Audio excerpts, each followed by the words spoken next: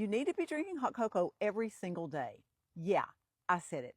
Hot cocoa, but not just any cocoa powder. Especially true if you partied hard in your 20s. You're going to want to listen up. Because I bet you didn't know, a Harvard study came out and said that the flavonols in cocoa could actually stimulate your stem cells to come out of your bone marrow and go to all the places that need to be fixed, like your heart, your liver, your kidneys, all those places that took a major beating if you partied hard. And it's not just any cocoa. Oh no, not like the hot chocolate you're buying in the store or at Starbucks, you guys, because that stuff is manufactured and processed in such a way that it strips out all the flavonoids and flavonoids.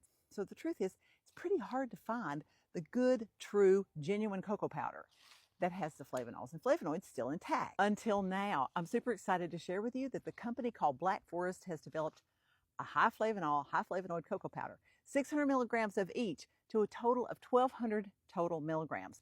That will help boost your nitric acid. If you don't know what nitric acid is, it helps open up your blood vessels to pump more healthy blood to the rest of your body.